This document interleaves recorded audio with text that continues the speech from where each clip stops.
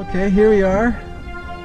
We have looked in our search pattern around the cairn, and we got it on our depth finder, and we've got the point marked right here where we think we're going to find our Strongbox, right off of Cairn Island. It's a beautiful day. We're hoping that we have good luck today in our search.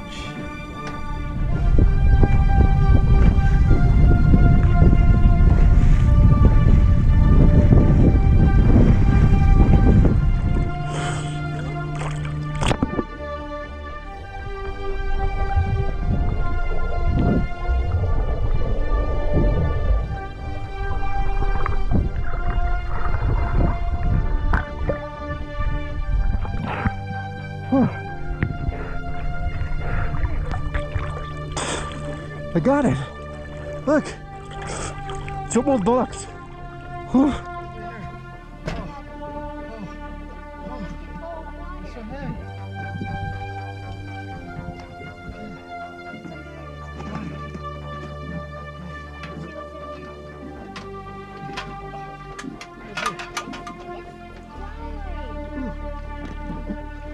It's the journal they're talking about.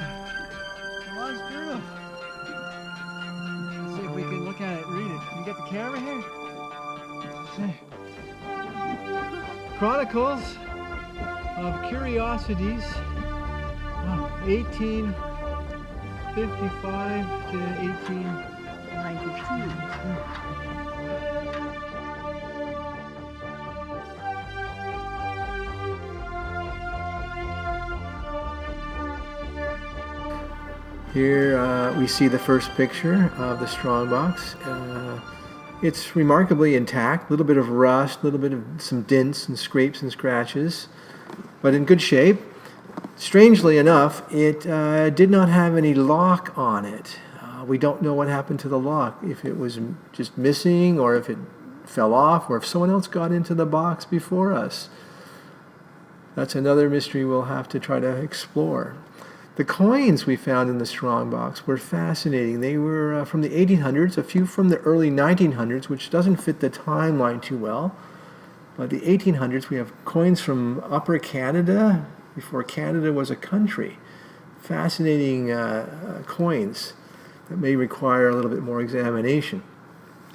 The journal itself was beautiful. It was a leather-bound journal, hand-stitched, etched with Chronicles of Curiosity 1855-1892, and a nice little leather strap and some kind of a military pin attached to it, suggesting its age. The journal itself is just amazing. The leather's still in good shape. As it dries out, we're able to read a little bit more of it. The pages are rather delicate. But we discovered inside, as we saw in episode 1, a map of Cairn Island kind of etched in the inside cover with north, south, east, west directions and an X off the north side of Cairn Island, which is exactly where we found the Strongbox. The maps in here are rather old. They look like they may have been pasted in with some kind of paste. They're getting a little tattered now, but areas of interest along the St. Lawrence River and Lake St. Francis, Glengarry, which is not spelled correctly on the map, strangely enough, other maps of Upper Canada, all dated around 1850. So these maps probably play some significance in our other explorations. This is an interesting page. It's got a logo on the bottom with Colonel J.H.M. initials, retired 1850, and his fingerprint. He actually fingerprinted the journal to identify himself. Here's the logo, Hold Fast. Now this is a very curious item itself. We have discovered recently in a book I found in the library that is a logo of the clan MacLeod. So the M in JHM must refer to MacLeod. That must be this colonel's last name. More maps of Lake St. Francis and the Cairn. I'm not sure if that's because this is where we found the journal or if that's another mystery. We will have to read on to discover if there's anything more with that map and why it's in the journal.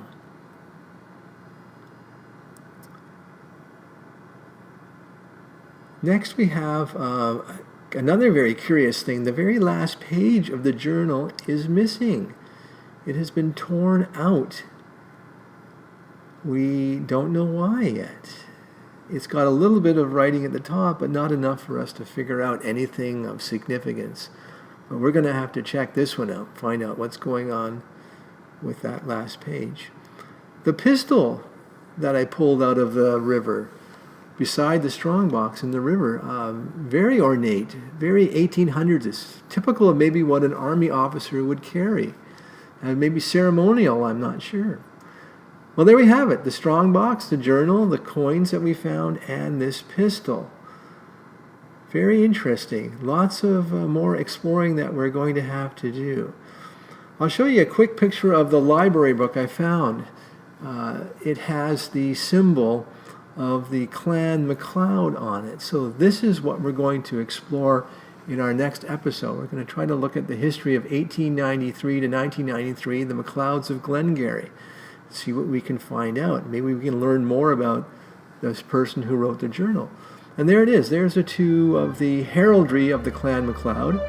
The one on the left is the one that we found in the journal, Hold Fast.